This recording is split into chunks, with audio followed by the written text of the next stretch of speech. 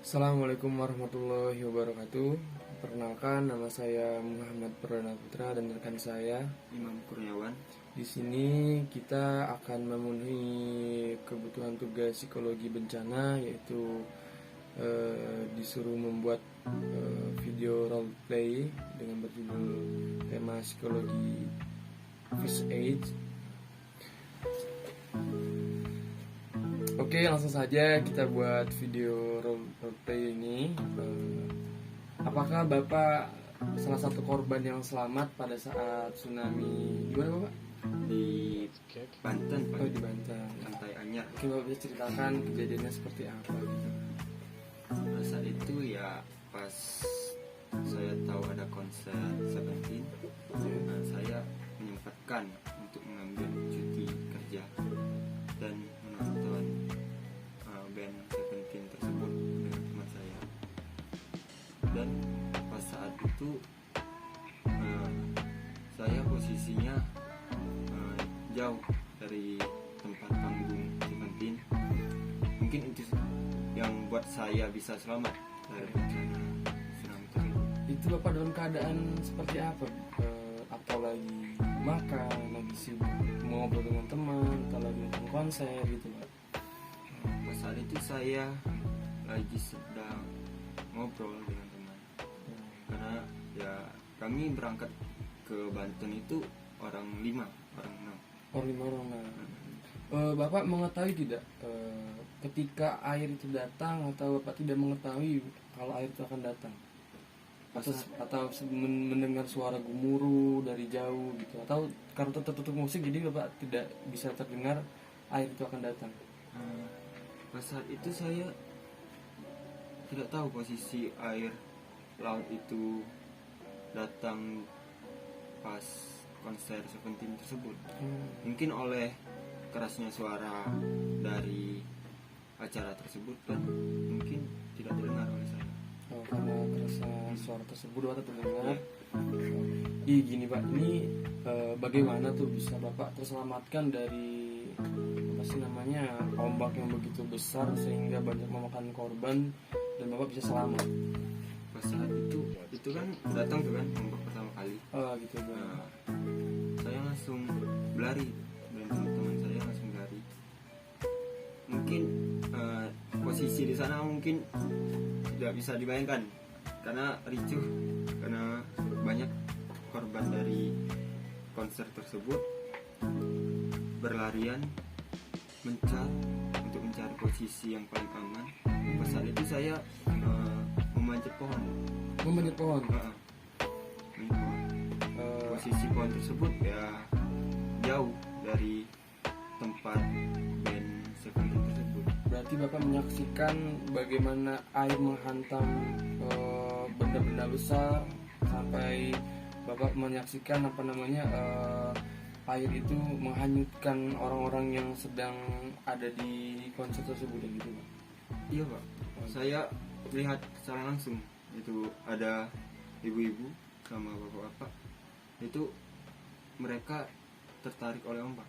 Oh, Teriak minta tolong. Itu sampai sekarang saya merasain ya kecemasan itu, dan seringkali terbayang teriakan orang minta tolong.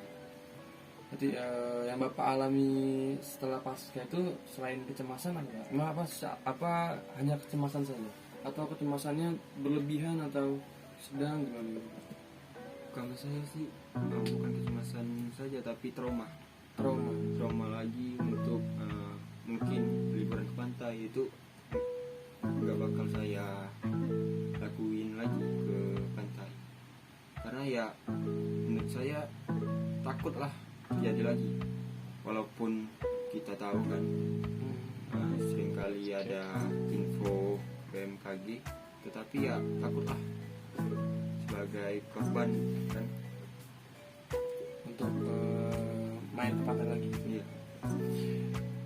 Apakah hal tersebut membuat Bapak kesusahan untuk menjalani kegiatan sehari-hari, atau misalnya melihat sungai, melihat air, atau melihat wisata-wisata yang airan besar, atau membuat Bapak kesulitan gitu, jadi kepikiran ini aku ingat kayak gimana. Kalau itu sih saya takutnya pas saat melihat posisi banjir itu takut. Takut? Takut karena saya melihat posisi banjir walaupun tingginya sebatas betis kita, ya saya takut karena saya terbayang sosok ibu yang minta tolong itu. Dan seringkali saya di tempat kerja saya itu melihat berita liburan wisata di pantai yang baru-baru ini kan, liburan Idul Fitri, itu takut sekali, takutnya terjadi kembali kan, walaupun saya enggak di pantai tersebut. Tapi itu trauma dan kecemasan itu mengganggu tidak dengan keseharian Bapak menjalani kehidupan sehari-hari? Kalau sehari-hari itu pas saat cuman mendengar berita liburan di pantai ataupun ada kegiatan di pantai itu takut. Dan pas saat saya melihat berita tersebut, ya saya kadang gemetar dan tidak fokus terhadap kerjaan yang saya kerjai saat itu.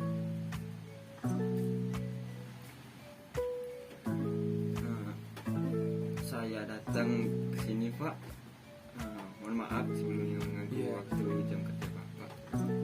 Saya ke sini ingin menanyakan Pak soal gimana mengatasi kecemasan dan trauma saya terhadap pasca bencana tsunami di Pantai Anyar di Pulau Banten kemarin Pak.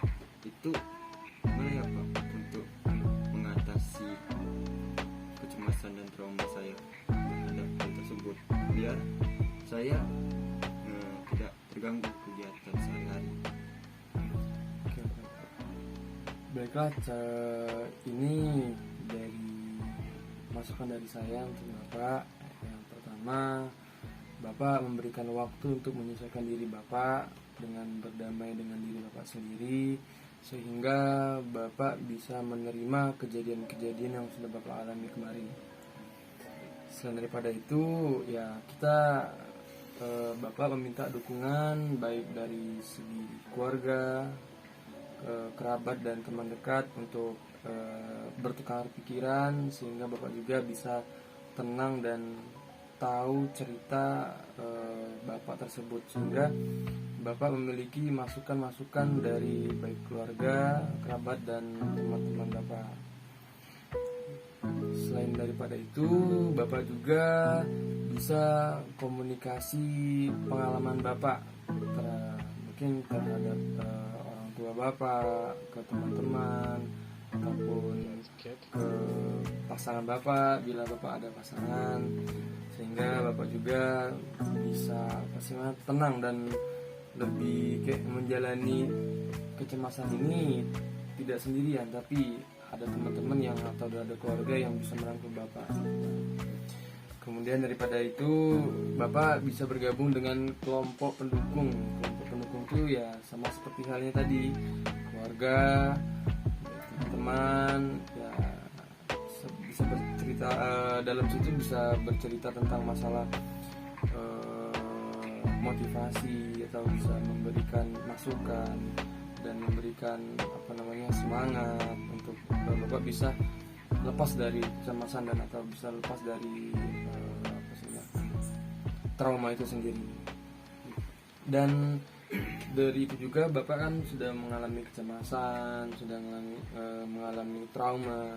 Di sini Bapak terapkan gaya hidup sehat untuk mencegah stres, karena itu terpacu bisa mengakibatkan stres karena yang Bapak alami itu. Ya bisa dilakukan dengan olahraga, dirutinkan seperti itu, dan mendekatkan diri juga kepada Yang Maha Kuasa atas kejadian itu. Bapak bisa selamat walaupun Bapak mengalami trauma dan mengalami hal yang Bapak alami. Bapak bisa bersyukur dan salah satu Bapak orang yang selamat dari kejadian tersebut. Dan lakukan rutinitas harian dengan ya sebaik mungkin. Anggap saja Bapak memulai kegiatan hari ini dengan hal yang baru, pemikiran baru, dan anggap saja itu hanyalah sebagai histori Bapak dan dijadikan suatu pembelajaran. Mungkin itu saja yang dapat saya sampaikan. Semoga Bapak bisa mengerti apa yang saya sampaikan ke Bapak. Yaitu pesan saya tadi, Bapak bisa berdamai dengan diri Bapak sendiri, bisa terbuka dengan keluarga, jangan menutup diri terhadap orang lain, dan ceritakan pengalaman Bapak ke keluarga, teman. Itu salah satu Bapak bisa mengurangi beban Bapak sendiri. Gitu, Bapak. Ada yang ingin ditanya lagi, Bapak? Saya masih bingung tuh, Pak. Masih bingung, Bapak. Soalnya kadang spontan pikiran saya tuh masih terbayang ya suasana terjadinya bencana itu pas saat itu. Apalagi saya secara langsung kan melihat korban, ibu-ibu yang minta tolong teriak sekencang-kencang tapi tidak ada yang menolong. Itu sering terjadi pas saat saya setelah melihat berita dan saya tidur pas malam itu, saya kadang terbayang sampai seringkali saya tidur pun kadang bangun sendiri gara-gara kepikiran terhadap yang sering mengganggu saya setiap istirahat. Ya seperti saya bilang tadi kan, Bapak harus bisa berdamai dengan diri sendiri.